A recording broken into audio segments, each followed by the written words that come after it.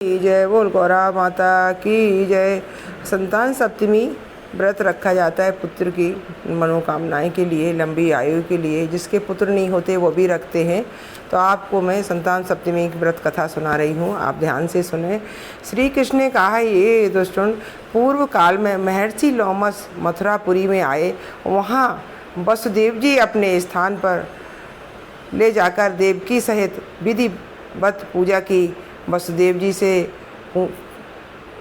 पूजा किए जाने का पर प्रसन्नता पूर्वक लोमस जी मनोहर अनेक इतिहासों का वर्णन करने लगे। उसी प्रसंग पर मुक्ताभरण सप्तमी की कथा कहने पर प्रस्तुत हुए। लोमस जी बोले, हे देवकी, राजा कंस ने बार बार उत्पन्न हुए तेरे पुत्रों को मार डाला। उन पुत्रों के दुख से तुम सदा दुखी रहती हो। जिस प्रकार नहुसी की स्त्री चंद्रमुखी पुत्र के लिए सदा दुखी हुई थी, फिर व्रत करने से दीर्घायु वाले पुत्र को पाया।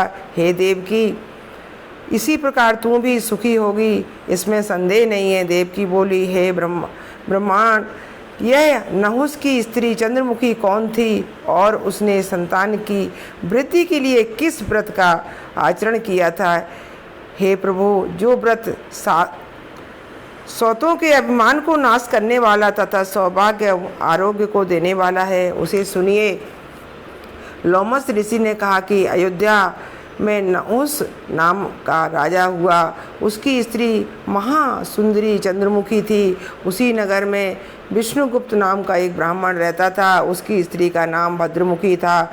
वह श्रेष्ठ गुणों से युक्त थी। रानी चंद्रमुखी और ब्राह्मण की स्त्री भद्रमुखी की परस्पर बड़ाई करने योग्य प्रीति हुई। वे दोनों सखी स्नान के लिए सरयू तट पर गईं। इन दोनों को जाते देखकर नगर की बहुत सी स्त्रियां स्नान करने को गईं। स्नान के बाद एक मंडप बनाया। उसके बीच में अव्यक्त स्वरूप एवं शांत रूप शिव पार्वती को लेकर भक्ति पूर्वक गंध पुष्प आदि से पूजन किया। बाद में प्रणाम करके जब वे घर जाने की इच्छा करने लगी, तब इन दोनों ने उन स्त्रियों से पूछा, हे पतिव्रते, तुमने यह क्या किया है? इस व्रत का क्या नाम है और कैसा व्रत है? स्त्रियों ने कहा, हम लोगों ने पार्वती के सहित शिव जी की पूजा इस मंडल में किया है। यह सूत बांधकर अपनी आत्मा शिव जी को समर्पित कर दी है। जब तक देह में प्राण रहें तब तक इस व्रत को धारण करना चाहिए। यह व्रत संतान को बढ़ाने वाला है। हे स्त्रियों, सुख सौभाग्य को देने वाले इस व्रत को हम करते हैं। हे देवकी, उन स्त्रियों के वचन को सुनकर उन दोनों ने भी इस व्रत को करना आरंभ किया। वही जीवन पर्यंत व्रत करने की प्रतिज्ञा करके व्रत का डोरा हाथ में बांधा। वे स्त्रियां अपनी सखियों समेत अपने अपने गृह को गईं। फिर बहुत काल के बाद चंद्रमुखी प्रमत्त होकर उस व्रत को भूल गई और हाथ में डोरा भी नहीं बांधा। हे देवकी, इसी प्रकार भद्रमुखी भी व्रत करना और डोरा बांधना भूल गई। तब कुछ दिनों के बाद रानी मरने पर बानरी हुई। हे सुभाने, वह भद्रमुखी कुकुट्टी हुई। जब व्रत भंग से उनकी यह दशा हुई, तब वहाँ उन दोनों ने मिलकर फिर व्रत किया। समय बीतने पर जब उन दोनों का शरीर फिर त्याग हुआ, तब साथ रहने पर व्रत के प्रभाव से अदेय मात्रक देव के गोकुल ग्राम में जन्म लिया। इस जन्म में ब्राह्मणी हुई और क्षत्रिणी अर्थात रानी फिर छत्राणी हुई। उन चंद्रमुखी का नाम ईश्वरी और भद्रमुखी का नाम भूषणा हुआ। उसके पिता ने उसे अग्नि मील पुरोहित के साथ ब्याह दिया। आभूषणों से प्रेम करने वाली भूषणा अत्यंत पतिव्रत और पति की प्रिया हुई। उत्तम भूषणों से भूषित रूप से स्वयं ही अलंकृत वर्ण गुण संपन्न भूषणा के 8 पुत्र हुए। जो ब्राह्मणी थी उसके 8 पुत्र पैदा हुए।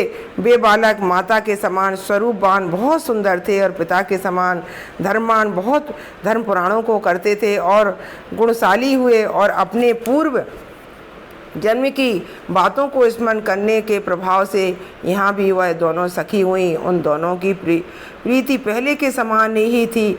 वह बहुत समय अर्थात युवावस्था के अंत में उसी ईश्वरी नाम छत्राणी को मध्यावस्था में एक पुत्र हुआ, जो रोगी, गूंगा और मंदमक्त तथा साफ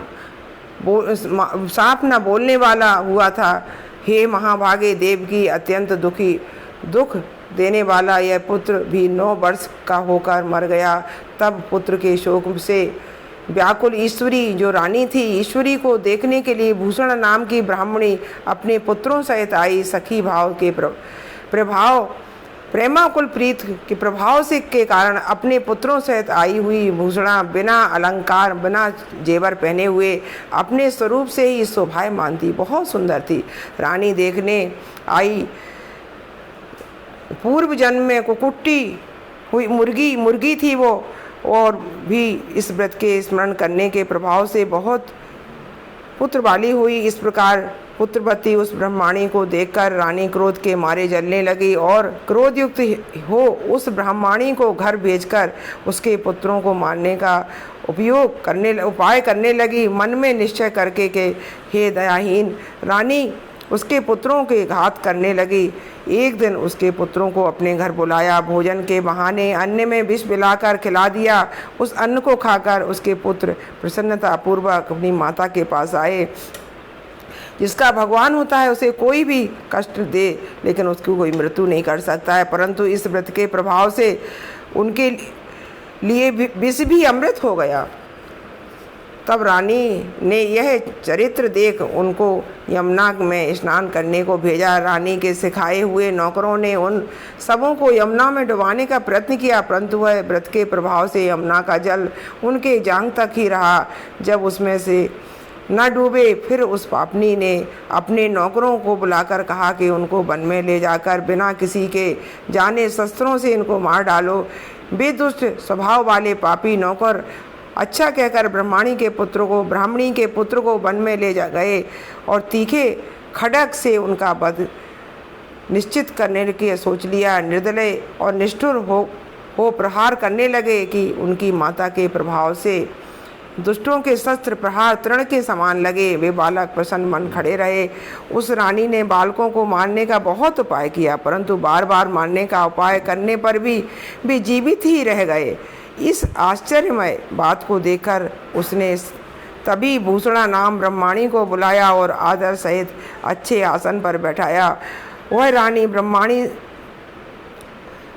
से पूछने लगी कि हे बहन, तुम सत्य कहो, तुमने कौन सा ऐसा उत्तम व्रत किया, यज्ञ, दान, तप और पुण्य किया जिससे तेरे पुत्र चरायु हुए हैं? हे शोभाने मने, तुम बहुत संतान वाली और बिना किसी आभूषण अलंकार आदि से अपने पति को तुम बहुत प्राणों से प्रिय है।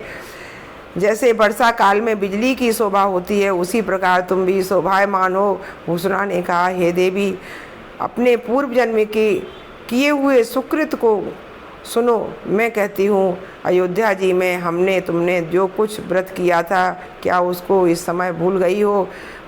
प्रमक्त हो, हम दोनों ने उस व्रत को त्याग किया जिससे तुम बांडी और मैं कुकुट्टी का जन्म पाया। फिर भी चपलता के कारण तुमने उस व्रत का स्मरण नहीं किया। मैंने तो वर्ष सर्वभाव से श्री शिव जी और माँ पार्वती का ध्यान करके साक्षी पक्षी के जन्म में भी उनका व्रत किया है। नाना प्रकार के दुख मिलने पर भी मन से व्रत का अनुष्ठान किया। हे भद्रे, पुत्रों की दीर्घायु होने पर का यही कारण है और मैं कुछ नहीं करती हूँ। लोमस ऋषि बोले, इस प्रकार उस सखी का वचन सुन और पूर्व जन्म का स्मरण करके रानी ईश्वरी ने उसके साथ विधि पूर्वक व्रत किया और व्रत के प्रभाव से उसके पौत्र हुए। इस लोक में वह नाना प्रकार के सुखों को भोगकर अंत में वह शिवलोक को गई।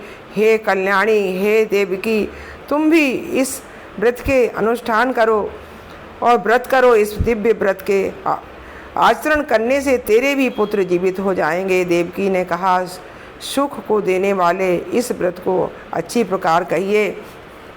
सुनाइए, इसकी विधि बताइए, जो कि पुत्र वृद्धि करने वाला और अंत में शिवलोक को देने वाला है। लोमस जी ने कहा, हे भद्रे, भाद्रपद मास की शुक्ल पक्ष की सप्तमी के दिन नदी आदि जलाए में स्नान कर मंडल बना के उसमें पार्वती सहित शिव जी की मूर्ति बनाकर पूजन करे और व्रत का डोरा हाथ में बांधे, हो सके सोने का कड़ा बनवाएं या चांदी की चूड़ी बनवाएं और कहें कि अपने जीवन पर्यंत यह अपनी आत्मा शिव जी को अर्पण करती हूँ। इस प्रकार नियम कर उस दिन से आरंभ करें। सोना, चांदी अथवा सूत के डोरे को हाथ में बांधें और हर महीने शुक्ल पक्ष की सप्तमी के दिन कपड़े से ढककर कुछ ब्राह्मणों को देवें, स्वयं ही वही भोजन करें। हे देवी, इस प्रकार व्रत करें और वर्ष के अंत में भी इस व्रत का आचरण करें।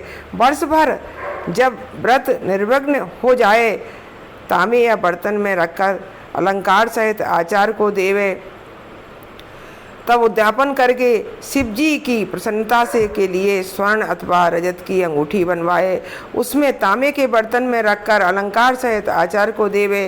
पुष्प, कुंकुम, सिंदूर, तांबूल, अंजन और वस्त्र आदि से सुहागिनी स्त्री की पूजन करे। संतान को बढ़ाने वाले उस व्रत को करके संपूर्ण पापों से छूटकर और आरोग्य युक्त सुख भोग कर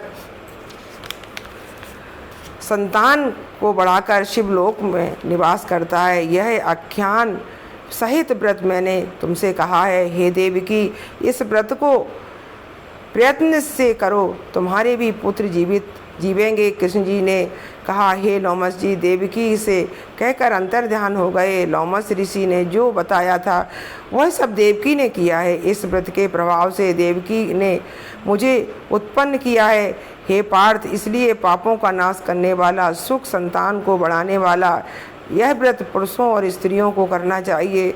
जो मनुष्य भक्ति सहित इसको पढ़ता है वह सब पापों से छूट जाते हैं। सुख और मोक्ष की कामना से जो स्त्री शिव जी को हृदय में रखकर इस व्रत को करेगी, वह सब पापों से छूटकर अनेक सुखों को भोगेगी। ये हम संतान सप्तमी का व्रत इसलिए करते, देवकी के इतने पुत्र कंस ने समाप्त कर दिए थे, जब उन्होंने व्रत रखा था तो कृष्ण जी और बलराम उनके पैदा हुए थे। तो इस व्रत का प्रभाव इसलिए पड़ता है कि जैसे भगवान कृष्ण हुए हैं, कृष्ण को दीर्घायु मिली है, वैसे हमारे पुत्रों को मिलो। और भगवान शिव शंकर की, माँ गौरा पार्वती की जय।